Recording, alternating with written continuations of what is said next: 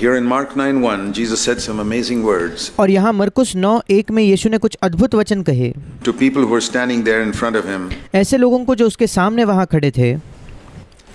He said, "Truly I say to you." Why does he say truly? Because he knew some people wouldn't believe it. उसने कहा मैं तुमसे सच कहता हूँ. वो क्यों कहता है कि मैं तुमसे सच कहता हूँ? क्योंकि वो जानता था कि कुछ लोग उस पर विश्वास नहीं करेंगे. Some of those who are standing here right now will not taste death. That means they will not die. कि जो यहाँ खड़े हैं उनमें से कोई ऐसे हैं कि वे मृत्यु का स्वाद कदापि न चखेंगे. इसका मतलब उनका मृत्यु नहीं होगा until they see the kingdom of God coming with power. जब तक परमेश्वर के राज्य को सामर्थ सहित आया हुआ न देख ले. Now many Christians have tried to interpret that verse and say, well, the kingdom of God is still to come. Jesus. अब कई जो मसीह हैं उन्होंने इस वचन को समझने की कोशिश की है. वे कहते हैं परमेश्वर का राज्य अभी भी आना बाकी है. Hasn't come. So what does that verse mean? यीशु अब तक वापस नहीं आया, इसलिए इस वचन का क्या मतलब हो सकता है? Maybe he's talking about spiritual death. शायद वो आत्मिक मृत्यु की बात कर रहा होगा. You think all those people standing there were doing all that analysis? क्या आपको लगता है वो लोग जो वहाँ खड़े थे ये सारा विश्लेषण कर रहे होंगे? No. नहीं. They were simple Jewish people and they heard. वे साधारण यहूदी लोग थे जिन्होंने सुना. Jesus says, some of you standing here will not die till the kingdom of God comes with power. और उन्होंने सुना यीशु ने कहा कि तुम में से कुछ लोग जो यहाँ खड़े हो उनकी मृत्यु नहीं होगी तब तक जब तक कि आप परमेश्वर के राज्य को सामर्थ्य से आता न देखोगे. If you were standing there, what would you believe? अगर आप वहाँ खड़े होते तो आप किस पर विश्वास करते? I'd say, great, I'm not going to die. आप कहते अद्भुत है, मतलब मेरी मृत्यु नहीं होने वाली. Maybe some here will die, some of the older people, but I won't die till I see the kingdom of God come. शायद कोई लोग जो यहाँ बूढ़े हैं, बुजुर्ग हैं, उनकी मृत्यु हो सकती है, पर मेरी मृत्यु तब तक नहीं होगी जब तक मैं परमेश्वर के राज्य को आता ना देखूं. That's exactly the meaning. और वही तो उसका अर्थ है. That's how I would understand it. And Jesus मैं इसको इसी प्रकार से समझता. wasn't talking in riddles and parables. और वहाँ यीशु मसीह कोई ऐसे रिडल्स में या कोई दृष्टांत में बात नहीं कर रहा था. Some of you will not die until you see the kingdom of God come with power. I believe it. तुम में से कुछ लोगों की मृत्यु नहीं होगी जब तक कि परमेश्वर के राज्य को सामर्थ सहित आता हुआ न देख लो. मैं इस पर विश्वास करता हूँ. I believe a number of people who were listening to Jesus at that time did not die. मेरा विश्वास है कि उस दिन कई लोग जो यीशु को सुन रहे थे उनकी मृत्यु तब तक नहीं हुई Till they saw the kingdom of God come with power, and we know that जब तक कि उन्होंने परमेश्वर के राज्य को सामर्थ से आता न देखा. none of them are living today. और हम जानते हैं कि उनमें से आज तो कोई जीवित नहीं है. They all died long ago. उन सब की बहुत पहले मृत्यु हो गई. So what did this kingdom of God coming with power mean? It does फिर परमेश्वर का राज्य सामर्थ से आना इसका क्या मतलब है? not refer to that day when Jesus comes and sets up his kingdom on earth. ये उस दिन के बारे में नहीं है जब यीशु मसीह वापस आकर अपने सिंहासन को यहाँ बिठाएगा. Whole earth will be filled with the glory of the Lord, and the kingdom of God will cover the whole earth. और पूरा संसार जो है, पूरी पृथ्वी परमेश्वर के राज्य से भर जाएगी और परमेश्वर का राज्य पूरे संसार पर होगा. It's not referring to that day. ये उस दिन के बारे में नहीं कह रहा. It must be something else. ये कोई और दिन है. See, kingdom is a word which is in the first century. Every country was a kingdom. अब राज्य ये जो शब्द है, जब हम पहले शताब्दी की बात करते हैं तब उस समय में हर देश एक राज्य होता था. Because every country had a king. क्योंकि हर देश के पास एक राजा था. Today the kingdoms in the world are just a few. आज इस संसार में सच्चे जो राज्य है वो बहुत ही कम है. Most countries in the world don't have a king. आज इस संसार के अधिकतर देशों के पास राजा नहीं है. So the word today is government. और इसलिए आज जो शब्द इस्तेमाल किया जाता है वो है सरकार. We don't say the kingdom of India. हम ये नहीं कहते भारत का राज्य. The government of India. हम कहते हैं भारत की सरकार.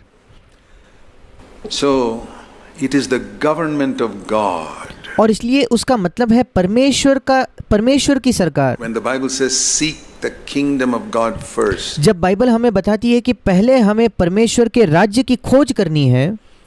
I used to think for years that meant missionary work. कई सालों तक मैं सोचता था इसका मतलब है मुझे मिशनरी काम करना है. Preaching the gospel. या सुसमाचार का प्रचार. But when I understood that kingdom today means government. पर जब मैंने समझा कि आज राज्य शब्द का मतलब है सरकार. That means I must have the government of God in my life. इसका मतलब मेरे जीवन में परमेश्वर की सरकार होनी चाहिए. That means I must let God govern. इसका मतलब मुझे life. मेरे जीवन पर परमेश्वर की सरकार चलने देनी चाहिए, परमेश्वर को मुझ पर राज करने देना चाहिए। Kingdom of God is righteousness. परमेश्वर का राज्य मतलब धार्मिकता। That means when I work, whether I am at home, I must let the principles of God's kingdom, the kingdom of heaven, इसका मतलब जब मैं काम करूं, चाहे मैं घर पे हूं, तो जो परमेश्वर के राज्य के या परमेश्वर के सरकार के जो सिद्धांत है, run everything in my life. उन्हीं के अनुसार मेरे जीवन में हर बात नियंत्रित होनी चाहिए, उन सिद्धांतों के अनुसार। Go to work.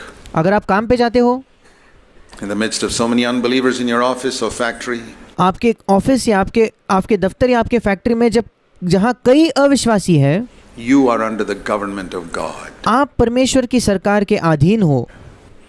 You do things in a different way. आप चीजों को अलग तरीके से करते You हो। don't fight or quarrel and आप झगड़ते नहीं, लड़ते नहीं, stand on people's shoulders, push them down to get a promotion and और एक प्रमोशन पाने के लिए लोगों के कंधों पर खड़े होकर उन्हें नीचे नहीं ढकेलते। No. नहीं You नहीं don't do नहीं, all that. आप ये सब नहीं करते।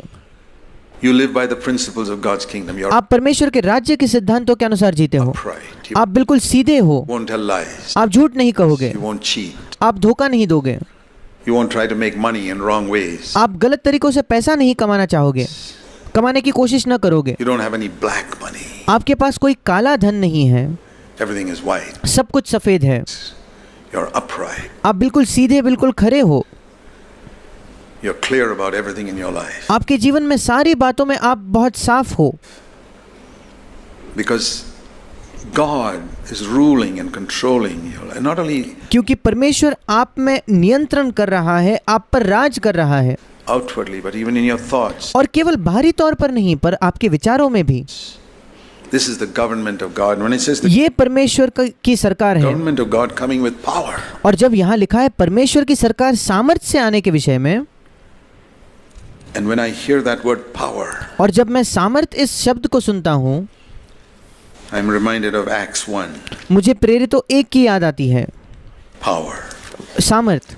In Acts 1, Jesus said, प्रेरितों 1 में यीशु ने कहा, Acts 1 प्रेरितों 1 and verse 8, 8वां वचन, you shall receive power तुम सामर्थ्य पाओगे when the Holy Spirit has come. जब पवित्र आत्मा तुम पर आएगा।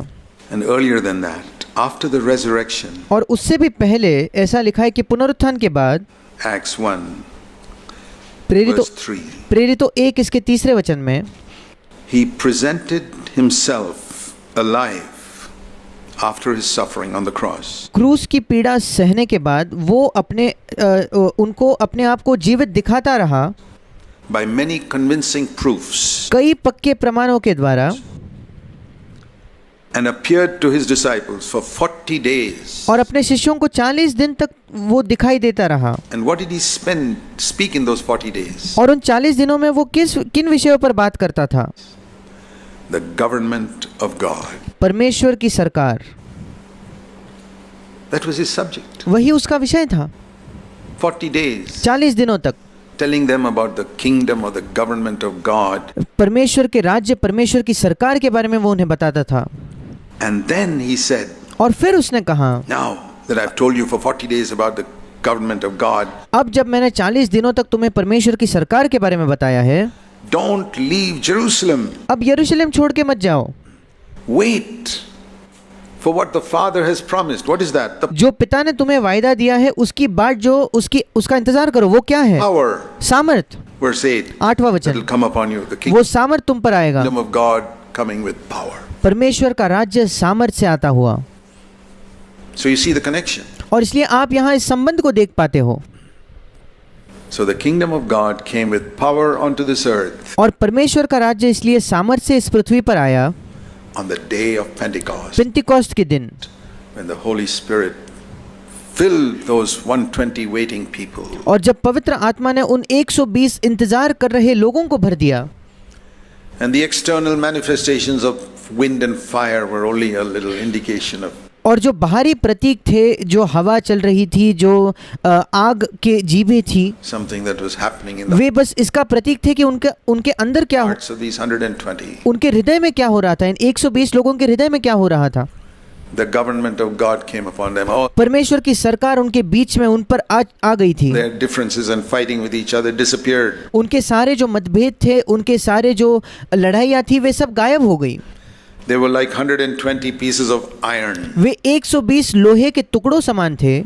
all separate pieces of iron, सब लोहे के टुकड़े अलग अलग थे put in the furnace और उस भट्टी में मानो उन्हें डाल दिया गया and came out as one solid piece of iron. और वो एक मजबूत लोहे का टुकड़ा बनकर बाहर निकला। That is the church. वो है कलीसिया। When the fire of God melts our individual ambitions and जब परमेश्वर की अग्नि हमारे सारे व्यक्तिगत महत्वाकांक्षाओं को desires और and सारी इच्छाओं लालसाओं को aims and makes us one. और सारे लक्ष्य जो है, हमारे लक्ष्य, हमारे महत्वाकांक्षाओं को वो पिघला देती है और हम सबको एक बना देती है। And Christ is the head. और मसीह हमारा सिर होता है।